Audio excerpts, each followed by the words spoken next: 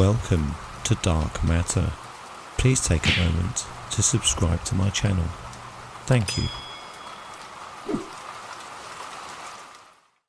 The teenage throat slasher who killed a 14-year-old boy in a sadistic attack.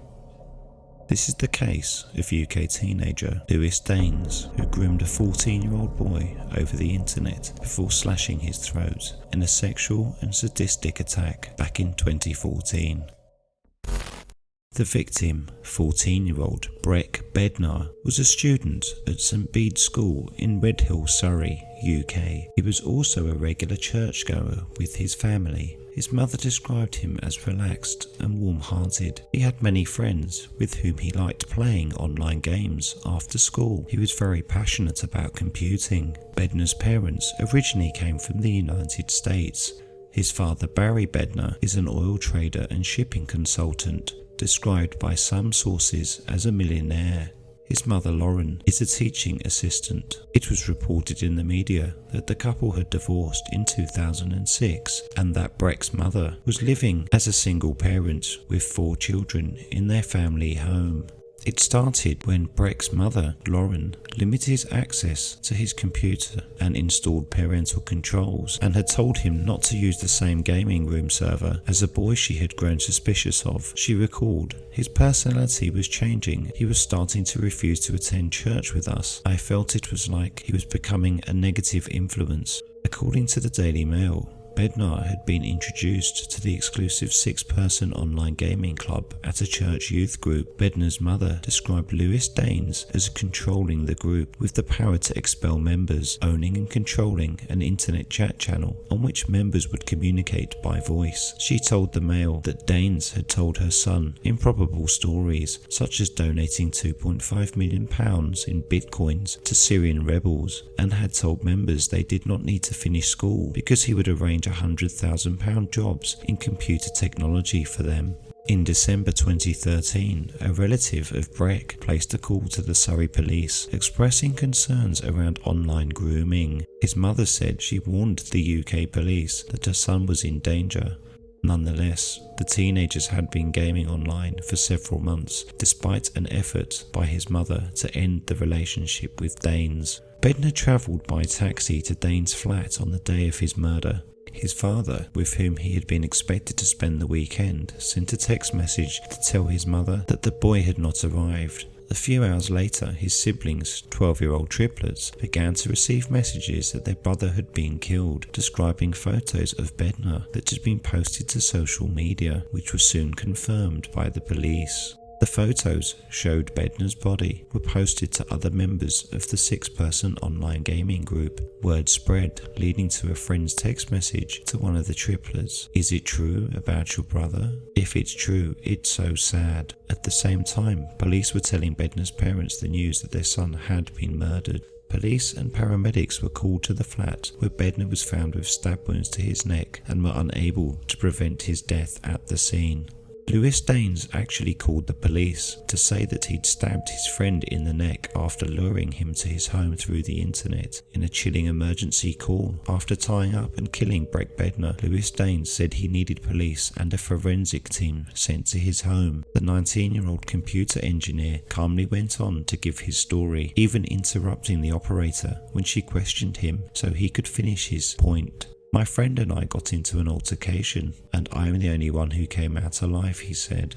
Daynes claimed his 14-year-old victim had picked up a penknife and lost control, leaving him with no choice but to act in self-defense. Breck told one of his parents he was actually sleeping at a friend's house near their home in Caterham, Surrey, but secretly travelled to Daynes after months of talking during an online gaming forum. It was there that Daynes used duct tape to bind his young victim by the wrists and ankles before knifing him in the throat, causing him to die within seconds. Although his mother was aware of Daynes, she did not know he'd been investigated by the police for rape and attempted rape against a 15-year-old victim in 2011, although the allegations were later dropped. Emails released by Essex police showed Daynes to be a manipulative manipulative individual who promised Breck would never have to worry about financial security. Breck Bednar was an innocent 14-year-old boy who had placed his trust in a man he considered to be a friend. Daynes abused that trust in the most horrific way possible and showed no remorse. Now here was the live recording that was taken on the day of Breck Bednar's murder. What do you think? Tragic, twisted, or evil? Essex Police Emergency. Hi there. Okay. Hello. I need police and a forensics team to my address, please. What do you mean? What's happened? My friend and I got into an altercation, and I'm the only one who came out alive. Are you telling me you've killed somebody? Yes, I am. Right, and who am I speaking to? My name is Lewis Daynes. I'm 18 years old, and I live...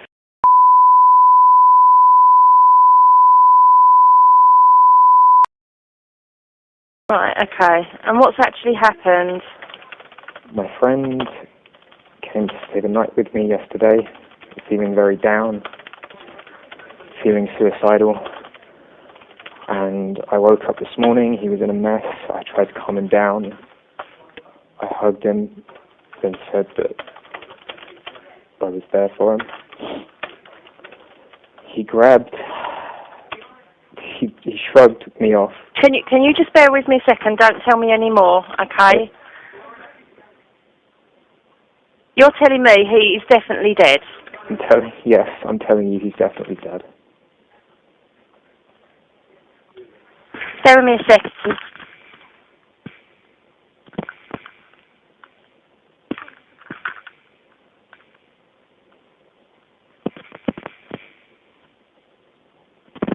Right, okay, Lewis, I need you to just take me back through that again. So what happened last night? Okay.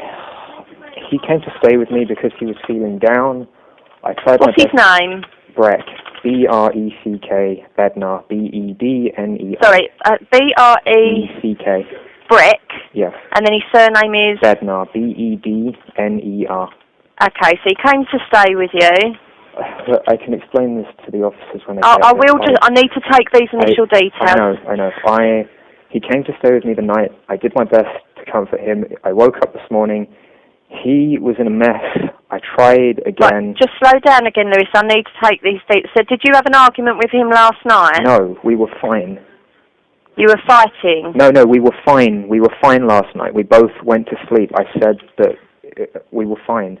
Okay, but why did he come to stay with you? Because he was fed up with his home life. Right, because he was fed up with his home life. He's had a lot of problems. I've known him for a long time. He came to stay with me. I was in Thailand last week on holiday. He was in Spain on holiday. Okay. We both got back. So, met up. you both went to bed, and then what's happened this morning? I woke up. He was just standing up. He was in a mess.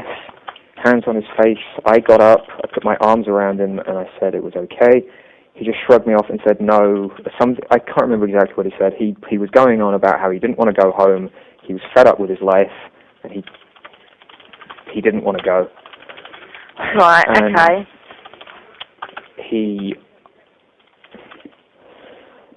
I have a penknife on the side of, in my room, adjacent to my bed. I have a chest of drawers. After shaving the TV and stuff on there, I had a penknife on there, folded. He picked it up, opened it, and then lost control. Slow down. Let me just take those details here. Penknife on the bedside table. Breck grabbed this. Yes. What, in order to harm himself? No, in order to harm me. He opened it and then lost control. To harm informant and opened it. What states he lost control. In self-defense, put my left arm up to block him from stabbing me effectively. We struggled. I got him to the ground. He got up. I got the knife. Can you not interrupt me with this part? Okay, go on. Okay. This is being recorded anyway, isn't it? Yep.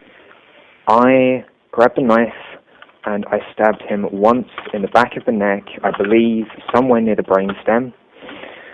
he turned around, tried to carry it on, and I think I stumbled on my chest of drawers. I fell over. I got back up, backed away, and then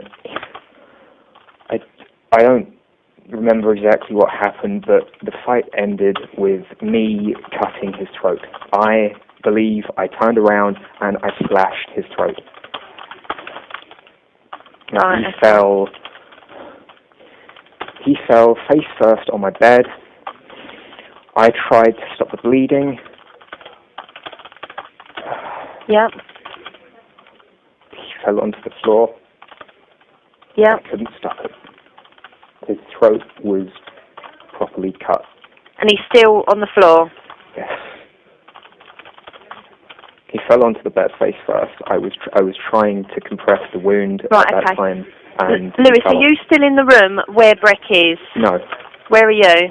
Look, don't interrupt me. Just let me explain this if this is being recorded. I didn't know what to do. I felt like...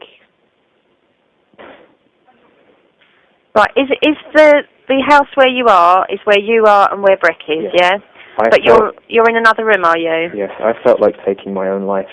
I don't remember what happened after that. All I know is I dropped the knife in my hallway. I stripped down and just sat in the shower. Right, you've left the weapon in the hallway. Yes. And have spent how long sitting in the shower? I don't know. Look, are the police on their way? I can hear something. They are. Okay, I'm going to go and do my part. Please, thank you for your help. Right, just listen. As always, thank you for watching. Please do remember to subscribe and switch notifications on when you hit the bell. Thank you.